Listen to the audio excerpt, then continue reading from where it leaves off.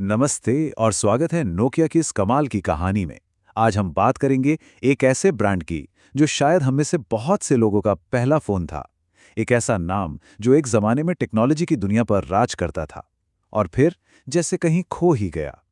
जी हाँ, बात हो रही है नोकिया की। अच्छा, इससे पहले कि हम कहानी में आगे बढ़ें, एक सवाल है। क्या कभी सोचा है कि दुनिया का मतलब इतिहास का सबसे ज्यादा बिकने वाला मोबाइल फोन कौन सा है? कोई आईफोन होगा या शायद सैमसंग का कोई मॉडल? इसका जवाब शायद थोड़ा चौंकाने वाला है। ये है नोकिया 1100। दुनिया भर में इसकी 25 करोड़, जी हां, 25 करोड़ से भी ज्यादा यूनिट्स बिकी। ये नंबर आज भी एक रिकॉर्ड है। सोचिए, उस जमाने में नोकिया का क्या दबदबा रहा होगा। वो सच में मोबाइल की दुनिया का बेताज बादशाह था। तो इस सफर में हम यही देखने वाले हैं, कैसे कागज बनाने वाली एक मिल फोन बनाने वाली कंपनी बन गई, कैसे उसने पूरी दुनिया पर राज किया, फिर कैसे एक बड़ी गलती ने सब कुछ बदल दिया। वो कौन सी चूक थी जो उसके गिरने की वजह बनी, और सबसे मजेदार बात, आज नोकिया कहाँ है और क्या कर रहा है। ठीक है, तो चलिए शुरू से शुरू करते हैं। और ये कहानी पता है, फोन से शुरू नहीं होती, बल्कि 19वीं सदी के फिनलैंड से शुरू होती है। मतलब मोबाइल फोन की रेस में आने से बहुत पहले, लगभग 100 साल से भी ज्यादा, नोकिया एक इंडस्ट्रियल कंपनी थी जो नई नई चीजें बना रही थी। सोचिए, 1982 में उन्होंने एक कार फोन बनाया था जिसका वजन था 10 किलो, और फिर बस कुछ ही सालों में वो इसे 800 ग्राम पर ले आए। ये उनकी शुरुआती इंजीनियरिंग और दूर की सोच का कमाल था। तो चलिए अब कहानी में आगे बढ़ते हैं। 90s के आखिर तक आते आते नोकिया सिर्फ मार्केट का एक प्लेयर नहीं रह गया था, वो पूरा का पूरा खेल बन चुका था। ये नंबर्स देखिए जरा। ये नोकिया के उस एकछत्र राज की कहानी बताते हैं। साल 2008 की बात है। दुनिया का लगभग आधा, मतलब 40% मोबाइल मार्केट अकेले नोकिया के पास था। ये एक ऐसी बादशाहत थी जिसे उस वक्त कोई हिलाने वाला दूर दूर तक नजर नहीं आ रहा था। तो सवाल ये है कि नोकिया ने ये सब किया कैसे। सबसे पहली वजह थी उसकी मजबूती। याद है वो फोन जो गिरने पर भी नहीं टूटते थे। फिर उसका आसान सा डिजाइन और जबरदस्त बैटरी लाइफ। और हाँ, स्नेक गेम और उस क्लासिक नोकिया ट्यून को भला कौन भूल सकता है। वो सिर्फ फोन नहीं थे, वो हमारी जिंदगी का हिस्सा बन गए थे।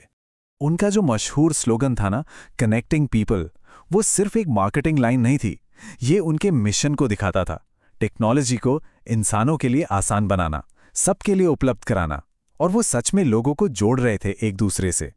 लेकिन जब नोकिया अपनी ताकत के बिल्कुल टॉप पर था, उसी वक्त टेक्नोलॉजी की दुनिया में एक बहुत बड़ा तूफान आ रहा था। एक ऐसा बदलाव जिसे नोकिया शायद देख ही नहीं पाया। और वो बदलाव था 2007 में आया एप्पल का आईफोन। इसने मोबाइल फोन का मतलब ही बदल दिया।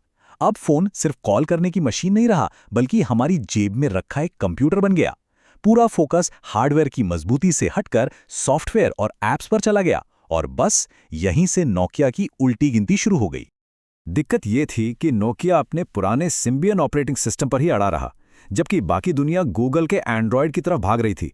इसे ऐसे समझ सकते हैं, सिम्बियन एक बंद कमरे जैसा था जहां ऐप्स बनाना बहुत मुश्किल और महंगा था।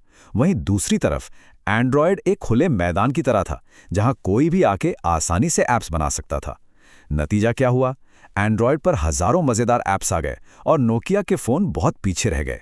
तो यहाँ ये समझना जरूरी है कि नोकिया का गिरना किसी एक गलती का नतीजा नहीं था। नहीं, ये तो एक के बाद एक लिए गए कई गलत फैसलों की एक पूरी सीरीज थी जिसने इतने बड़े साम्राज्य को गिरा दिया। तो चलिए एक एक करके इन गलतियों को देखते हैं। पहली गलती, ओवर कॉन्फिडेंस। उन्हें लगा कि उनका मजबूत हार्डवेयर ही काफी है, सॉफ्टवेयर की किसे परवाह है। दूसरी, उन्होंने एंड्रॉयड को पूरी तरह नजरअंदाज कर दिया। तीसरी और शायद सबसे बड़ी गलती, जब उन्होंने बदलाव करने का सोचा भी तो एंड्रॉयड की जगह माइक्रोसॉफ्ट के डूबते हुए विंडोज फोन ओएस को चुना। ये एक ऐसा दाव था जो बुरी तरह उल्टा पड़ा। चौथी गलती, वो कभी सैमसंग की गैलेक्सी सीरीज जैसा कोई आइकॉनिक स्मार्टफोन ब्रांड बना ही नहीं पाए। पांचवी, वो टच स्क्रीन और ऐप स्टोर जैसी नई चीजों को अपनाने में बहुत बहुत सुस्त थे। और आखिर में छठी गलती, उन्होंने अपने ब्रांड की ताकत को कुछ ज्यादा ही समझ लिया। उन्हें लगा कि लोग सिर्फ नोकिया नाम के लिए फोन खरीदते रहेंगे, चाहे फोन में कुछ नया हो या ना हो।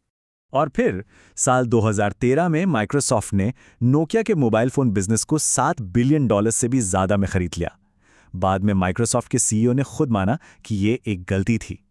इसी के साथ एक जमाने में मोबाइल की दुनिया पर राज करने वाले नोकिया के फोन साम्राज्य का अंत हो गया। एक युग खत्म हुआ पर क्या कहानी सच में यहीं खत्म हो गई? जी नहीं, बिल्कुल नहीं। तो अब एक बड़ा सवाल मन में आता है ना, कि अगर माइक्रोसॉफ्ट ने नोकिया का फोन बिजनेस खरीद लिया था, तो आज मार्केट में जो नोकिया के फोन बिक रहे हैं, वो कौन बना रहा है? तो देखिए, आज की सच्चाई ये है कि असल में दो नोकिया हैं। एक है HMD ग्लोबल।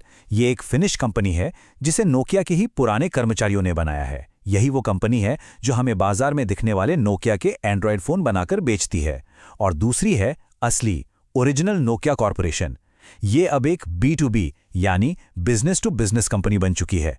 इसका मतलब वो अब सीधे हम जैसे ग्राहकों को कुछ नहीं बेचती, बल्कि दूसरी बड़ी कंपनियों और सरकारों के साथ काम करती है। और ये जो असली नोकिया है ना, ये आज क्या कर रही है, ये जानना बहुत दिलचस्प है। ये सिर्फ जिंदा नहीं है, बल्कि टेक्नोलॉजी की दुनिया में सबसे आगे है। ये कंपनी आज दुनिया भर में 5G नेटवर्क बना रही है। मशहूर बेल लैब्स इन्हीं के पास हैं। और तो और, ये चांद पर पहला सेलुलर नेटवर्क बनाने जैसे भविष्य के प्रोजेक्ट्स पर काम कर रहे हैं। है ना कमाल की बात? तो आखिर में एक सवाल पर सोचते हैं। नोकिया की कहानी हमें यह सिखाती है कि कोई भी ब्रांड कितना भी बड़ा क्यों ना हो, वो हमेशा के लिए अजेय नहीं होता। लेकिन ये कहानी ये भी दिखाती है कि सही दिशा में बदलाव करके एक नई पहचान भी बनाई जा सकती है। ये हमें सोचने पर मजबूर करता है कि क्या कोई ब्रांड एक इतने बड़े पतन के बाद अपनी जड़ों यानी इनोवेशन की तरफ लौटकर सच में अपना पुनर्जन्म कर सकता है।